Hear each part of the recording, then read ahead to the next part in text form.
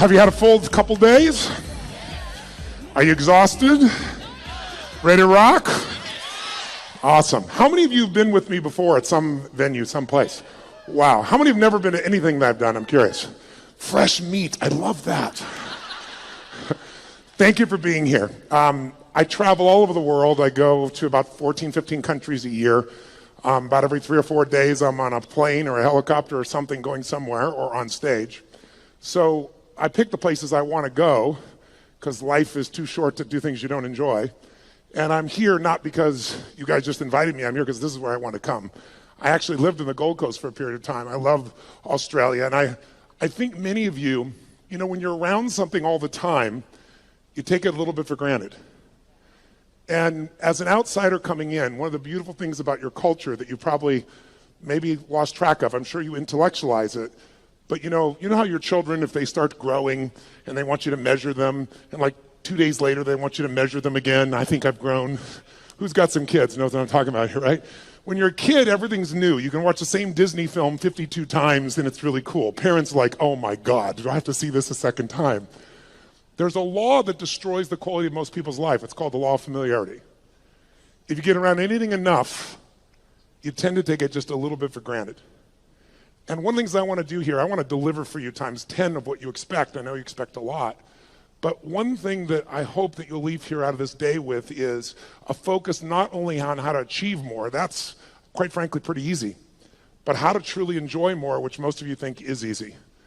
And most of you are not enjoying to the maximum level. And I'm here to tell you, if you don't enjoy this moment today, if you can't find ecstasy here, you're going to be in deep trouble someplace else. There's 7 billion people on the planet. They all wish they lived in frickin' Australia, right? You guys just don't realize what it's really like. I mean, it's the most livable city in the world. You guys are sports fanatics. You've got an energy that's completely different than anywhere else. Is it true? You guys are more oriented towards betting than any place on earth. Every Australian I know wants to bet me about something. I don't know what the deal is. I bet you. I saw a statistic the other day that you have 20% of the poker machines in the world, even though you're 0.3% of the world population. What is this about? But what you have that's most beautiful to me, and the reason I'm glad to be here, and I thank you for inviting me, is mateship. You have a culture that many of you don't really realize how great it is because you're like a fish in water. And this idea that we're all mates at some level that you guys take a little bit for granted is something I don't. And I think it's just incredibly beautiful. And I hope today, by the time we're done, you're not just inspired and you don't just have some great strategies to be more effective and to achieve what you want. But my real goal today is for your life to change in this day. Now, I can't do it by myself. I can deliver, and I can step up and do all the work in calisthenics, and then I get the muscle. But if you'll play with me full out today, I have some simple distinctions that are not rocket science. Did you ever notice that common sense is not too common? It's like, to me, I like to take things that are so complex and make them simple because I found that complexity is the enemy of execution. The more complex you try to make something, the harder it is to get yourself to execute. How many of you in this room came here because you have a business and you want to grow it? I'm curious. How many came for that reason? Wonderful. How many of you came here, you don't own a business, but you'd like to start one? I'm curious. Who's in that mode? Okay. How many of you came here because you want to just improve your life? It had nothing to do with business, something you want to change. All right, a little test so I get a sense of what to deliver for you. Or how many of you came here because you want to, let's say, transform the economic side of your life? You want to grow your financial side massively. Okay. How many came because you want to change a relationship? You want to enhance it, you want to bring more passion to it, or you want to create one? How many are in that mode? I'm curious. Awesome. How many came here because there's something you just want to change? You're tired of it, you want to make a shift in some aspect of your life?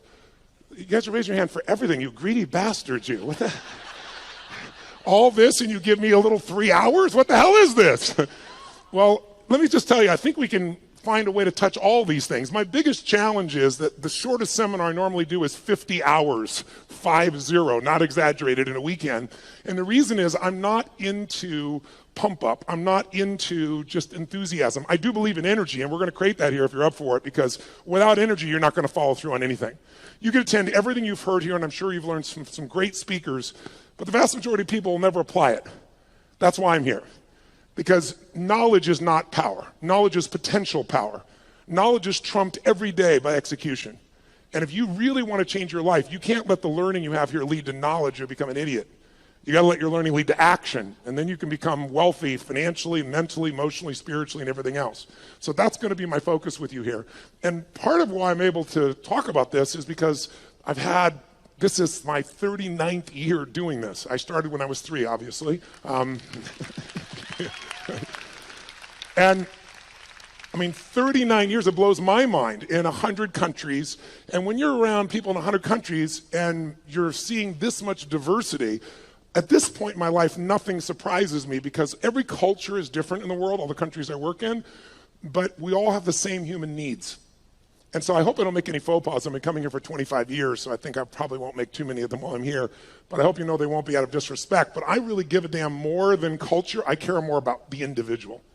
I care about what you can do with your life and why you came here. For you to be the kind of person that parted with 2 days of your life and came here and invested in yourself, that makes you one of the few who do versus the many who talk. But if that few that do is going to grow into real success at the level you desire and deserve, the next level, whatever that next level is for you, I'm sure many of you are already very successful, but you came because you want more. How many came because you want more of something here? Say, I. Well, if that's true, then we just got to look at what are the fundamentals that make that happen. And a little background, how I came to be here in this 39-year journey is because I've been obsessed with a question for most of my life, and the question really is, what makes the difference in people's lives? Why do some people perform so poorly consistently even though they have every advantage? And why are there some people that perform at the highest level have every disadvantage? And why are there some people that achieve everything they dreamed of and they're miserable? How many know somebody that has every reason to be grateful for their life and they're not? They're frustrated, they're pissed off, they're worried. How many know somebody like this? Say, I. It's chronic. It's chronic in the world. And to me, that's failure. If you succeed and you're not fulfilled, that's failure. Because when you're not fulfilled, you've got nothing to really give anybody else. The problem is when you are learning in the way we've traditionally learned, it was preparing you for a different world than the one we're in. You were supposed to sit passively. You report to your position when the bell rings, and then what do? Talk to your neighbor? Initiate? Make shit happen? No, what are you supposed to do? Sit down and what, guys? What are you supposed to do? Shut up. Don't talk to you. Today, if you're in business, you don't talk to your neighbor, you're out of business. Who's with me here? Say, I. If you wait for someone to tell you what to do in business, it's over. Your competition has taken you. So we live in a different world, and here's the problem. You're still learning the way you were taught to learn. So right now, you're all being very nice to me. I have no complaint. You're being very sweet, but you're sitting in a passive state. And let me explain why that's difficult. Who's ever done this? How many of you have ever gone to an environment where you learned something? Could be a university environment, could have been a business environment, could have been a seminar, and you learned something you truly thought was extremely useful. It wasn't somebody selling you. You're like, this is good stuff. This will change my business. This will change my life. And you were excited about it. And then you went home and you never actually applied a frickin' thing that you learned. Who's ever done this before? Raise your hand and shout, I. Who's done this more than once? Say, I. Who still feels intelligent? Say, I. You're confused. Now, I've done the same thing in the past, and I have to figure out what's the problem here. How could I be this devoted, dedicated guy, commit my money, my time, my energy, go to these events, work my tail off, take lots of notes, and then not apply it? And it's because I was learning in a passive state. Because when you're sitting like you're sitting right now, there's nothing wrong with it, but you will not, how much will you remember? If I asked you, where were you on 9/11, and you're not even Americans, how many can remember the moment when you heard about those planes crashing in the building? You could see where you were, you could remember, raise your hand if you could remember every detail. Wow. Tell me where you were on 8/11. You know why? Information without emotion is rarely maintained. If there's enough emotion, if on 8/11 you met a special person in a special place and had a special experience, you might remember that because there's a different level of emotion.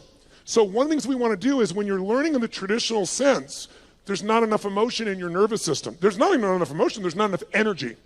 If there's one thing we have to be successful, I'm wasting my time and I'd be wasting yours if all we do is continue to talk this way. The reason is it might be interesting. As we go through some of the strategies, you'll probably be excited, write them down. But in this level of energy, here's what happens. Whatever state you're in when you're learning, it gets linked to what you're learning. So if you're sitting here and you're really comfortable and you're kind of enjoying this and going, wow, this is pretty good, or wow, that's really interesting, or that could be really valuable, or damn, he has big teeth, or whatever you're thinking right now in your head. If you're doing that in a passive state, then later on when you go to do something, you go, yeah, I'm really going to do this. This is really going to happen. And there's just no energy for it. So the less energy you have, the less likely you follow through and use something. How many follow here? Say I. And so, but some of you might say, yeah, but Tony, I've been here 2 days and it's great to be here with you, but I'm a little tired. It's late in the day, that type of thing. What you got to understand is this, as a business owner, as a professional, as somebody who's going to be the best in the world at what you do or believes that you are, there's nothing more valuable than energy. Nothing moves without it. And the lower the energy, low energy, things break down. High energy, you can build, you can create, you can do anything. Energy has nothing to do with age, food, sleep. It's something that comes with a psychology. Without the energy, anything else I'm going to talk to you about is a waste of time. So you and I need to establish a new standard for energy. Now, here's what I want to talk to you about. You have all these things you want me to give you in the next 2.5, 3 hours. Just make me rich, make me happy, give me lots of sex, make sure that I feel totally confident, grow my business 100%. I'll give you a couple hours. Go for it, kid. So here's the truth. Tell me if I'm right or wrong about this. You tell me. If I were to take all the things that you say you want and I was to generalize them up into a deeper, richer concept of what you really want, you don't just want these individual things like lose weight or have more energy or make more money or have a better relationship. How many would agree what you really are after is an even more extraordinary quality of life? That you want, as great as your life may be, you want more joy, more passion, more aliveness, more impact, more success. Who can relate to this here? Say I. Then in order to create an extraordinary quality of life, we have to define it.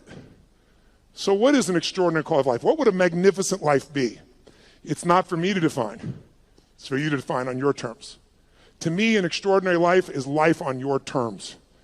What would it look like if you really, truly, without bullshit, without exaggeration, could look yourself in the mirror and say, holy shit, look what I created. Look at the life that I've created. Now, some of you truthfully could do that now. You just don't do it enough. But I know you want more, so let's look at how to do that. I would say to you there are 2 master skills. I invite you to write them down. 2 fundamental skills that you have to master to have an extraordinary life that lasts. It's like getting rich. Anybody can get rich. Staying rich is a different thing, right? And I don't just mean financially rich. I mean emotionally, spiritually, physically, relationship rich, all the riches that are available to us. What are the 2 skills? The first skill is the science of achievement. The science of achievement. And notice I said science. The reason is because achievement is a science. And anyone can learn it. It doesn't matter your age. It doesn't matter your background. It doesn't matter anything. The only thing that limits you is limiting beliefs. But once you figure out the science, for example, I just spent the last 4 years interviewing 50 of the most brilliant financial minds on the planet. All people who are not part of the Lucky Sperm Club, meaning they actually earned it themselves. They started with nothing, and they built billions of dollars, and I want to see, was there common denominators? And there were. And if you practice what they teach, which is what I put into a book, if you do it, there's zero question what you do. I applied what I've learned the last 4 years and tripled my net worth, which was already extremely high. And it all just came from applying what I learned. Because I went to the very best on earth, success leaves clues, figured out what they're doing, did it myself, and I teach other people too as well. Your body, we're all unique biochemically, but not that unique. Meaning there's certain fundamentals related to health, vitality, and energy. There's certain laws. If you violate those laws, you're going to have low energy and you're going to have dis-ease in your body. That's what disease is, dis-ease, right? If you align with them, you're going to have enormous amounts of energy and you're going to have an extraordinary life because you'll have the energy to make it happen. But those are principles. There are laws. You violate them, you pay the price. Whether you like it or not doesn't matter. Your beliefs don't matter. What matters is those are the rules. Now, all of you in this room, my bet is, have achieved a hell of a lot, or you wouldn't even come here. The people that need something like this event the most rarely come.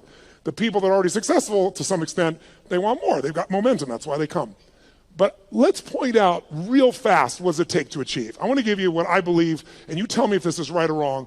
And maybe the best way to do this is to measure it. So I want you right now to think of something that you've achieved in your life that once seemed difficult or impossible to you. Something that once seemed like it was a pipe dream, like it would be impossible, but today it's in your life.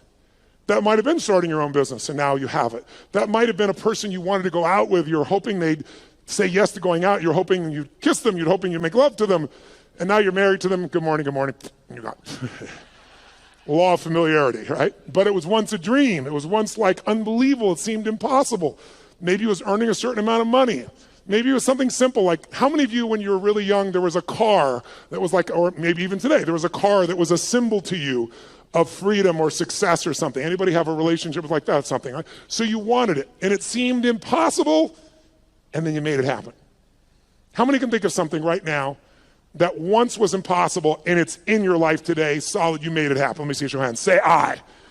Then here's what I found. The best way to figure out how to duplicate success is to study how you've already done it. So think of that situation that once seemed impossible. It's now in your life. When it was impossible, what made it go from impossible to your life? Think about it. Well, what did you do to take this thing that seemed impossible and now it's in your life?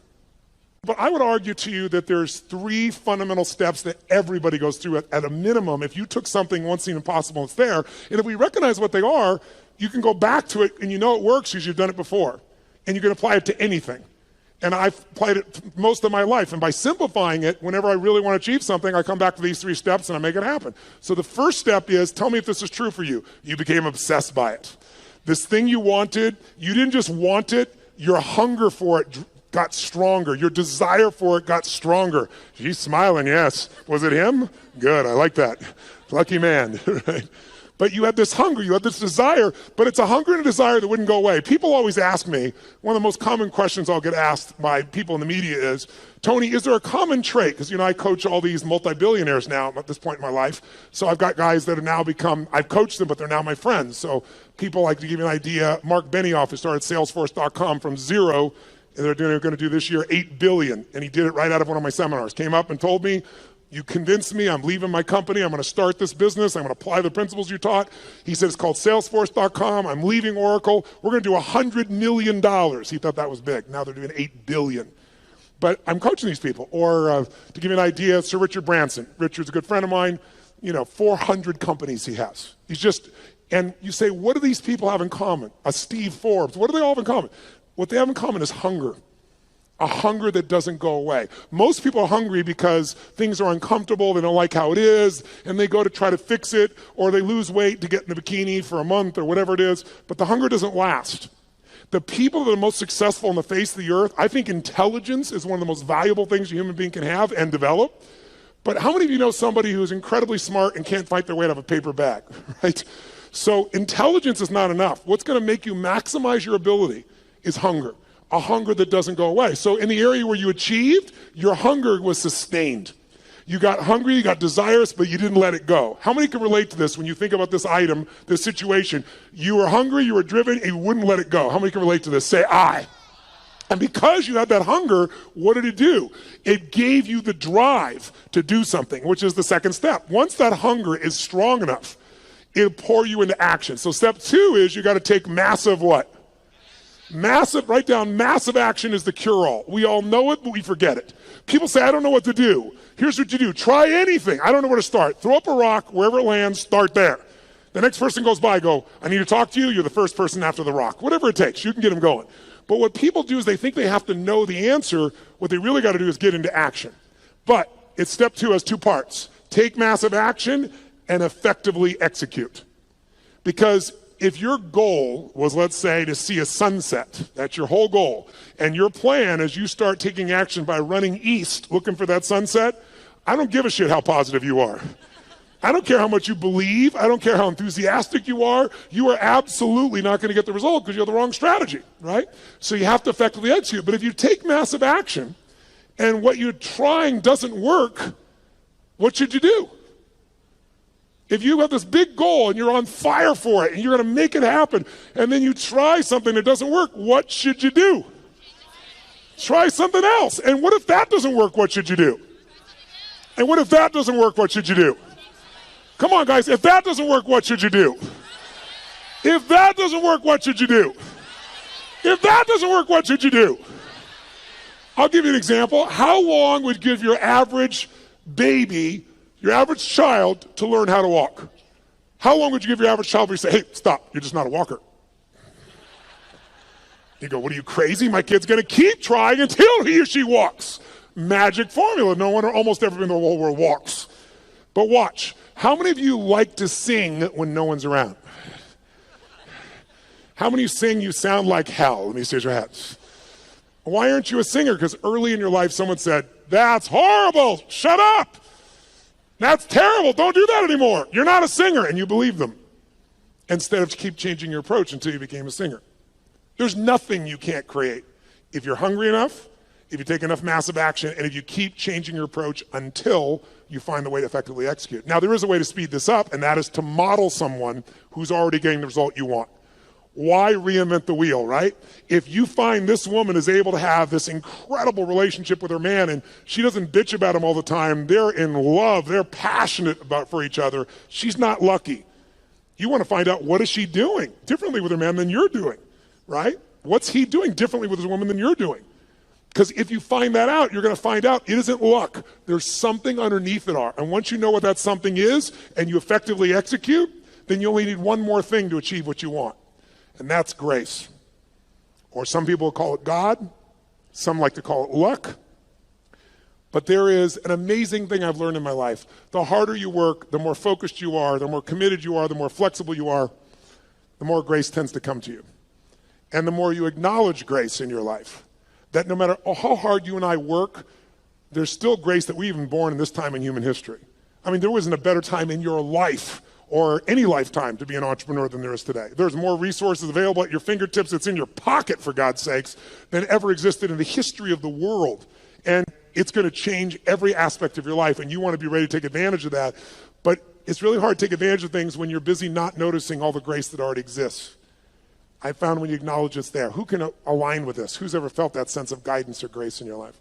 Pretty beautiful. So to achieve, that's really all it takes. How many of you did these 3 steps? How many of you became obsessed about this thing you wanted and wouldn't let it go, and your energy built and your desire built, and then you took massive action, and you didn't know what the hell you're doing, but you've maybe changed enough times till you figured it out, and some grace came to you and it worked it out? Who's done this before? Say I.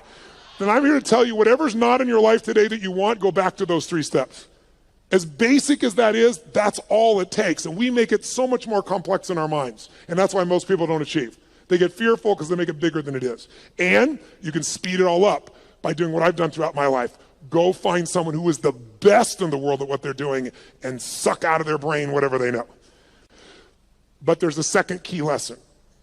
Because how many of you have ever done this? How many of you have ever achieved a goal that you worked your tail off to get to, and then you achieved the goal and your brain said, is this all there is? Who's had this experience before? Say I. Isn't that a brutal experience? I'd rather fail because, if guys like you and I, ladies and gentlemen in this room, were to fail, you don't accept failure, right? You just get up and try something else.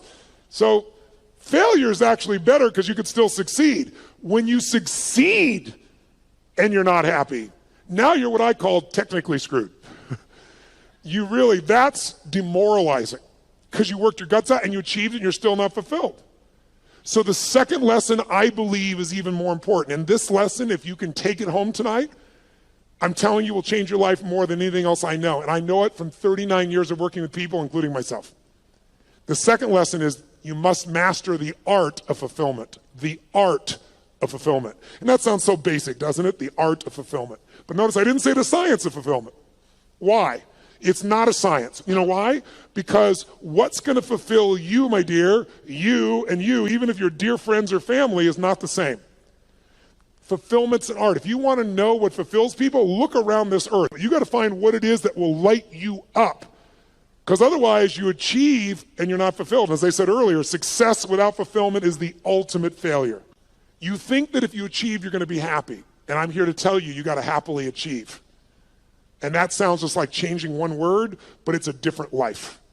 And in order to do that, you have to decide that fulfillment is even more important than achievement. And by the way, you don't have to choose. When you're really fulfilled, you tend to achieve more. But if you're going to be fulfilled by something in the future, and you can't find ecstasy in this moment, you won't find it in the future. More money, more accolades, more acknowledgement, more love, more alcohol, more sex, more whatever it is, it's not going to give you more ecstasy in the future if you can't find that ecstasy now. It's the most important decision of your life you could make today, and it could be worth the entire 2 days times 1,000. The most important decision that I'm offering you to think about making today, the most important decision in your life, what would it be? Some would say, who you're going to marry. And I wouldn't disagree with that. That's probably one of the most important things in your life. Who you're going to spend time with is who you become. And if you pick the wrong person, life is a bitch. Or you marry him or her, right? And if it's the right person, life can be magnificent. But as important as that is, and I've made the wrong choice initially and the right choice for the last 17 years, my wife's been the greatest gift of my life. I thank God for every day. But I'm telling you, even more important than that decision. Because your husband or wife or your boyfriend or girlfriend could go away. They could die. They could get cancer. They could leave you. They could divorce you. You're not in control. We all have the illusion of control. We have influence, not control. Not when it comes to other human beings. The only thing we can control is what we think about, what we focus on, what we feel, and what we experience. The most important decision of your life is deciding you will be happy no matter what. Because unless you do that, you won't be. And I can tell you achievement is common. Happiness that is sustained is not. If you want to be an achiever, here should be your new goal. To achieve the highest level of daily happiness that any human has ever experienced. Because if you do that, you'll be the ultimate achiever. You'll dwarf everyone else and you'll achieve as well. So I'd like, in the short time I got left, to do two things with you. I'd like to give you some tools, more tools for changing your state so you live in a beautiful state. How many like to do that? Say aye. Now I know many of you, about 35 or 40% of you came here primarily with the idea of business and business opportunities. So why am I talking about these items? How many of you, your business is like an extension of your identity? Let me see a show of hands. Or it's like your child. How many can relate to that, right? And how many of you have some children that need some correction? And so I do literally a 5-day total immersion on business. So I'm not holding back, but in 3 hours, I'd be sprinkling it. But I'd like to plant just a couple of seeds with you. And there's a unique opportunity that I'll tell you a little more at the end that the Australian government has created, that if you're an Australian citizen, who's an Australian citizen here? Awesome. You can go through my business mastery program and my Unleash the Power Within. One affects your psychology, one does every aspect of business. My promise out of the business mastery program is simple. If you don't have $1 million of value out of day one, you can leave on that point. You can even take your notebook with you. Nobody leaves. I've been doing this. I help people grow their business 30 to 130% like clockwork. And I'm talking about businesses like a company called HomeX, the largest home builder in Mexico. They directly relate to us, $750 million of increase in the last 24 months. Or a chiropractor's got 2 members of his staff, an army of 2, and he's doubled his business in the last 9 months, right? That's what I do. My greatest skill. And how do I do that? It's like how I've built all these businesses, but it started with one understanding that I want you to have, and it's why I focus today on achievement and fulfillment, because if you look at any business and you want to know what the chokehold is on the business's growth, it's always the owner. It's always the leader. Because the chokehold is in the form of your psychology and your skills. And I would say to you, jot it down, 80% of success in business is psychology and 20% is mechanics. Now, don't get me wrong. I'm a big believer in strategies because I know one strategy can save you a decade of pain. One strategy can make you $1 million. But if you have the strategy, how many have had lots of strategies in the past and then not followed through? Who's done this before? Say aye. That's why your psychology is the most important part. So I'll give you the details at the end, but I want to plant the seed with you. If you want to grow your business, you've got to grow. There is no business that's going to grow dynamically and consistently and give you huge levels of financial and emotional and spiritual rewards without you growing. But you have to have a way to do it that's disciplined, that gives you both the psychological change, but also the skill change. Some people do have a great psychology, but they know how to make a great product or service, but they're terrible at marketing. And today, by the way, does the best product win in the world we live in today? Yes or no? No. Which product wins? The best marketed product wins. Now, long term, the best product and the best marketing wins. That would be in the past Apple. I say the past because they're slipping a bit, because they've stopped innovating at the same level they used to. But the bottom line is if you have incredible product or service and you have incredible marketing, you're going to win. But we live in a world with shitty products. Who's ever seen someone who's a product far inferior to your own product or service, and they're making more business than you are? Let me see your hands here. Say I. Today, is it easier to market or harder? Which one? Which one? It's easier and it's cheaper, but it's less effective. The reason is 15 years ago, I don't know what the numbers are in Australia, but I know what they are in the UK, I know what they are in Germany, France, and the US, and it's identical numbers. About 15 years ago, it would be 16 years ago now, they did the study, and they found that it took, on average, 4 exposures to a product on average before someone then took action, on average. Does anybody know what it is today, meaning as of last year? 16. 16 exposures on average before someone responds. So today, it's really hard to succeed if you're in a situation where you're trying to market, and what are you going to compare to? Today, people have gigantic budgets. That's why you've seen all these small businesses disappear and more big businesses show up. And how are you supposed to compete with that? The answer is you can, but you have to use a totally different tack. You can't use traditional advertising.